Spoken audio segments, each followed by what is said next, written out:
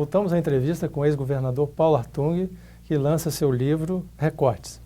Governador, e essa visão que a sociedade tem hoje do político e da política? Como trabalhar isso? Quer dizer, essa visão também desencoraja homens que queiram vir para a política, né?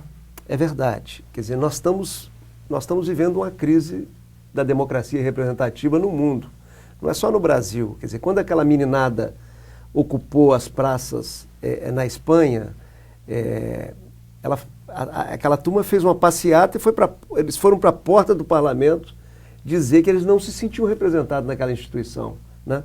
O parlamento espanhol. Da mesma forma, o Occupy Wall Street debate essas questões da representação política, né? É um problema do Brasil, é um problema das democracias no planeta, né?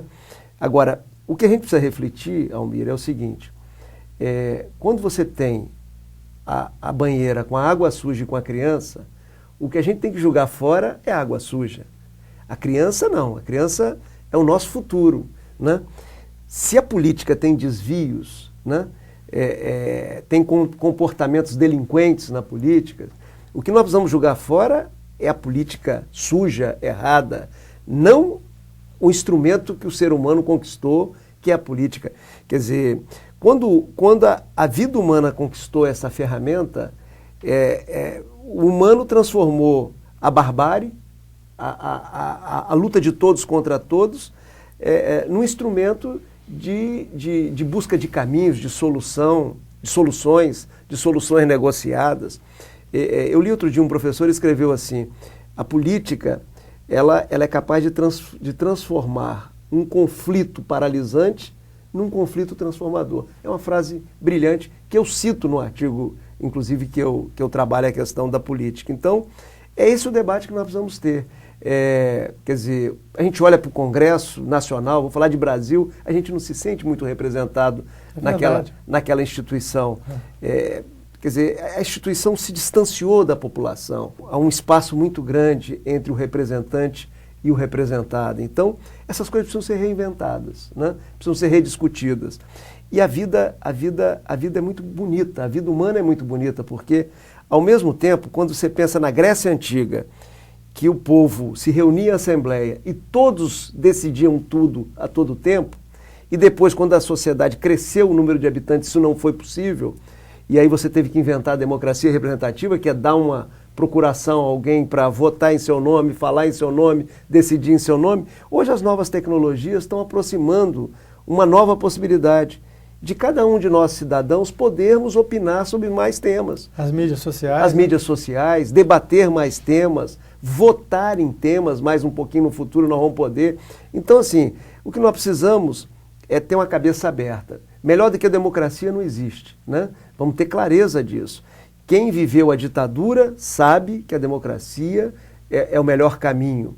Quer dizer, essa coisa de nojo de político, muitas vezes, é um flerte com regimes autoritários. Isso aí, eu não estou nessa, estou fora, né? Quer dizer, o que nós precisamos pensar como é que a gente aperfeiçoa o processo democrático e como é que a gente bota de pé uma coisa nova dentro do espaço da democracia, em que a sociedade se sinta partícipe desse dia a dia. Esse é o desafio, né? E, de certa forma, esse livro, que é um livro sem grandes pretensões, né? Um livro de 152 páginas, ele debate essas questões importantes também nesse artigo que eu trato de política, né? Então, assim, que nós não podemos também viver de slogan, né? O cara fala assim: político só quer saber de poder. Está no poder, já está pensando em outro cargo, né? Como é que explica que eu, terminando o mandato, com a aprovação que eu terminei o mandato, tenha tomado a decisão de não ser candidato, né? Quer dizer, a gente não precisa generalizar as coisas na vida, porque também toda vez que a gente generaliza, a gente comete o erro que não é bom, né? Então, o que nós precisamos é reconstruir essas instituições, né? E não deixar ficar na cabeça do jovem uma ideia que misture a política de baixa qualidade com a política, né? A política é nobre, é a criança, é o futuro, essa nós temos que preservar. A política de baixa qualidade é a água suja, essa nós temos que jogar fora para seguir em frente e melhorar a vida da nossa população. E qual é a chave do sucesso na política numa sociedade tão complexa como a sociedade brasileira? Olha, acredito que você esteja fazendo essa pergunta em função da minha trajetória pessoal. Isso, pelo sucesso da sua trajetória. Eu acho que daria um livro, daria um livro debater essas questões, né? Mas assim, eu sempre observei muito. Eu acho que isso aí é uma coisa que me ajudou, né? Eu desde que me interessei pelo debate político e pela vida pública e fui participar da vida pública, eu sempre fui um atento observador das coisas, né? Meu pai, uma saudosa figura, ele falava assim, olha, a gente precisa prestar atenção nas coisas porque erro novo, tudo bem, mas erro velho, né? Eu não vou nem terminar a frase do meu pai. Caminho que não deu certo com uma pessoa próxima da gente não precisa seguir esse caminho mais. A gente tem até direito de ousar e procurar um outro caminho. Pode até não dar certo também, mas se a gente já sabe que um caminho não é uma boa trilha, a gente não deve seguir. Eu acho que isso eu fiz na minha vida. Eu fui observando os governos, as prefeituras, as lideranças políticas, vendo os acertos, né? Gravando os acertos, observando os erros para mim não incorrer nesses erros. E eu acho que um segredo dessa caminhada minha também é a humildade, né? É não achar que você, ocupando um cargo, é aquilo, né? Você não é prefeito, você está prefeito. Você não é senador, você está senador. O que eu quero dizer com isso? Eu quero dizer que você recebe uma delegação por tempo determinado da população, né? Quer dizer, a minha família nunca se misturou com política, né? Diferente da velha tradição brasileira, porque quem estava naquela função de representação não era minha mulher, Cristina, não era o meu filho, Gabriel, ou minha filha, Júlia, ou minha mãe, ou meu irmão. Quem estava naquela função que a população tinha depositado o voto era a minha pessoa para cumprir uma missão por tempo determinado e tentar entrar bem e sair melhor do que entrou, né? Isso é que é o desafio. Dúvida. Então, assim, existe segredo do sucesso? Existe. Talvez o segredo maior é a gente ter clareza de que a gente está sempre aprendendo, né? E ter a humildade de sempre prestar muita atenção na experiência alheia, né?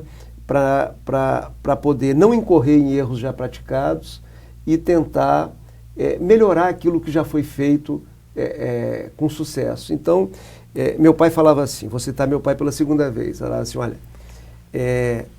a humildade não faz mal a ninguém, né? A autossuficiência, a arrogância é a antessala do fracasso. Isso é frase do meu pai. Quer dizer, eu acho que isso... Salto alto, né? Oi? O salto alto, né? O salto alto. Salto alto atrapalha, né? Eu melhorei a frase do meu pai dizendo assim, salto alto é bonito, mas nos pés das moças, né? Das mulheres bonitas, né? Quer dizer, quando uma pessoa está numa função, está num cargo de liderança, está num cargo de chefia numa empresa privada ou pública, quer dizer, precisa ter muita humildade, precisa ter capacidade de contagiar, né, de motivar as pessoas, né?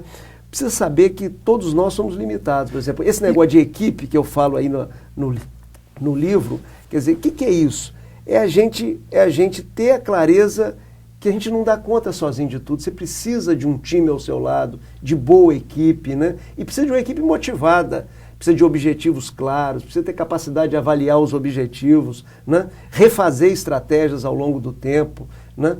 Fazer autocrítica do erro, quer dizer, então é um aprendizado de vida, que graças a Deus, por onde eu passei nos mandatos públicos, eu consegui entrar e sair graças a Deus, com admiração das pessoas, com respeito, e cada eleição que eu tive na frente, tive mais voto do que nas anteriores. Então isso foi um bom sinal dessa caminhada. Mas, volto a dizer, eu sou daqueles que passei por tudo isso, saí do governo, a primeira coisa que fiz foi estudar, né? E estou estudando muito nesse período que eu estou vivendo aí fora do governo, como economista, reciclando, aprendendo, porque eu acho que todos nós humanos, nesse tempo de Deus que nós estamos vivendo, estamos desafiados a procurar o conhecimento a todo tempo e a toda hora.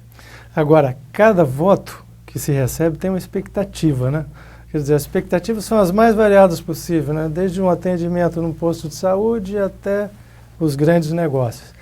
Como interpretar e trabalhar com toda essa grande expectativa dos interesses, né, que existem atrás de cada eleitor e principalmente fugindo da tradição da política clientelista, né?